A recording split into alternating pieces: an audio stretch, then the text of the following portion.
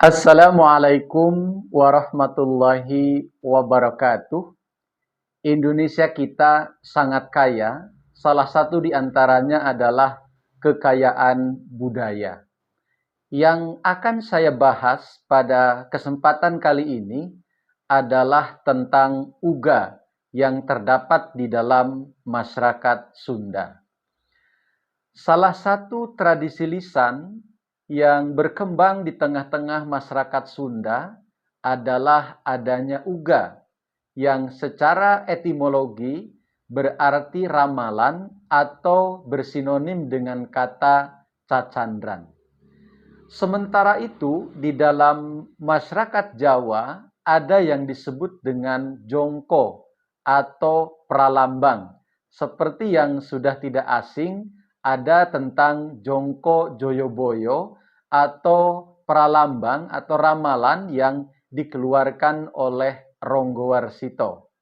Dan kalau kita mencari padanan kata di dalam bahasa Arab tentang uga, jongko, pralambang atau cacandran adalah nubuatan.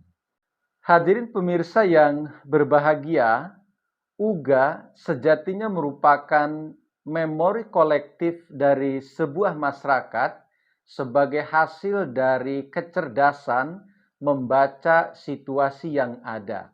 Biasanya berupa ramalan yang berisi simbol-simbol tertentu. Maka untuk memahami uga secara otomatis kita harus mampu menerjemahkan simbol-simbol yang tersirat dan tersurat di dalamnya.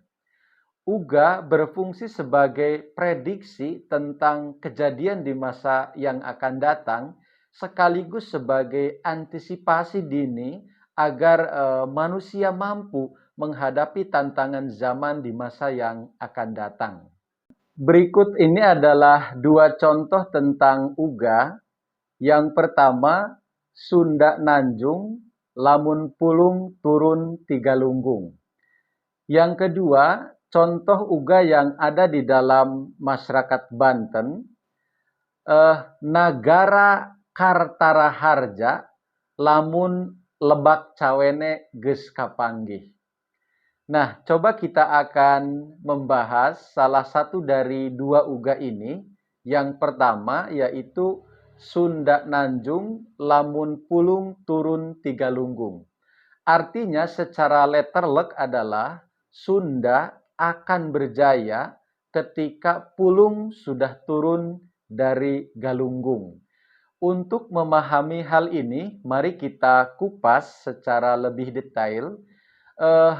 Uga Sunda Nanjung, lamun pulung turun tiga lunggung, ini ada dua kata yang patut kita fahami ya, agar kita kemudian bisa memahami simbol apa yang tersurat di dalamnya. Yang pertama adalah pulung dan yang kedua adalah kata galunggung.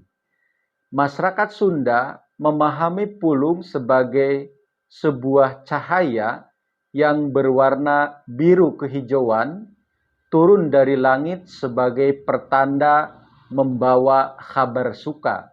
Nah, kemudian di dalam makna lain, pulung juga diartikan sebagai sebuah wangsit atau wahyu. Dan orang yang tersinari oleh pulung, ia akan memiliki sifat cinta dan welas asih terhadap sesama. Ia akan dihormati dan juga disegani. Nah, kemudian kita akan memahami pada kata galunggung yang ditafsirkan sebagai sebuah singkatan. Yang pertama adalah dari kata galuh dan yang kedua adalah Hyang Agung. Jadi galunggung itu dari dua kata itu.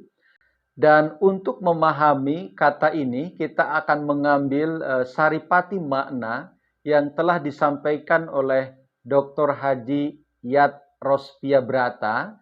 Beliau ini adalah guru besar Universitas Galuh Ciamis yang mengartikan galunggung dari dua kata galuh dan Hyang Agung, di mana galuh ini diambil dari kata galih, artinya adalah hati sanubari terdalam dari seorang manusia, kemudian Hyang Agung adalah Pangeran atau Tuhan yang Maha Agung. Nah, kalau kita memperhatikan pendekatan etimologi seperti ini, uga yang disebutkan di atas dapat berarti bahwa Sunda akan berjaya ketika ada bersamanya sosok yang ketiban pulung atau mendapatkan wangsit atau wahyu dari Sang Hyang Agung, dari Tuhan yang Maha Kuasa. Hati sanubarinya tersucikan dengan itu, sehingga ia akan memiliki sifat yang lemah lembut dan sifat welas asih terhadap sesama tanpa tanding. Kemudian kalau kita mengaitkan antara uga Gunung Galunggung tadi dengan bait-bait kidung pada wangsit Prabu Siliwangi, kita akan menemukan siapa sosok yang dimaksud mendapatkan pulung itu. Dan Prabu Siliwangi di dalam wangsitnya, beliau menyebutkan seperti pada bait ke-69, 70 dan 71, sosok itu adalah Ratu Adil. Nah, kalau kemudian kita mengupas lagi tentang hal ini, kenapa di sini dikatakan sebagai ratu, ya, bukan raja. Nah, hal ini ternyata kalau kita mau mengungkap lebih jauh adalah bahwa ratu itu kan seorang perempuan, dan biasanya seorang perempuan itu lemah lembut dan sangat welas asih terhadap sesama. Nah, jadi sekalipun nanti sosok yang akan datang itu adalah seorang laki-laki, disebutkan sebagai ratu, ini merujuk kepada sifat yang dimilikinya, yaitu beliau seorang yang lemah lembut karena tersinari oleh wahyu yang datang dari Sang Hyang Agung. Dan di dalam terminologi Islam, sosok yang dijanjikan kedatangannya di akhir zaman itu adalah Imam Mahdi. Inilah barangkali yang menjadi dasar kemudian pada sebagian masyarakat Sunda diantaranya telah meyakini kehadiran Imam Mahdi seperti yang diyakini di dalam jemaat Ahmadiyah. Kesamaan sifat yang kita peroleh baik dari uga maupun wangsit Prabu Siliwangi dengan hadis-hadis Nabi Muhammad tentang Imam Mahdi dan Ratu Adil yang dijanjikan itu ialah pada sifat lemah lembut dan ia akan menyebarkan cinta kasih, bukan kekerasan. Hal inilah yang menjadi titik poin bagaimana sosok Imam Mahdi ternyata telah dikhabar sukakan, dikhabar gaibkan baik oleh Nabi Muhammad SAW maupun juga oleh orang-orang suci di kalangan masyarakat Sunda dan juga di kalangan masyarakat Jawa, atau bahkan saya mengira juga di bangsa-bangsa lain ada hal-hal demikian yang menunjukkan kepada kita betapa pentingnya sosok yang akan hadir sebagai solusi bagi zaman akhir. Hal lain yang tidak kalah menariknya dari bait-bait syair Kidung Wangsit Siliwangi ketika berbicara tentang Ratu Adil, siapa wujudnya dan dari mana asalnya, Wangsit itu menyebutkan bahwa dia adalah budak angon anu tangtu. Nah, di dalam terminologi lain, budak angon itu adalah anak gembala atau penggembala. Dan setiap utusan Tuhan, ya, rasul-rasul Allah Subhanahu wa Ta'ala yang datang ke dunia ini, pada hakikatnya mereka adalah penggembala dari umatnya masing-masing. Oleh karena itu, melihat akan hal ini, sosok Ratu Adil atau Imam Mahdi pastilah seorang yang bukan sembarangan, melainkan dia diutus langsung oleh Tuhan yang Maha Kuasa untuk mampu menyelesaikan segala problematika dunia ini.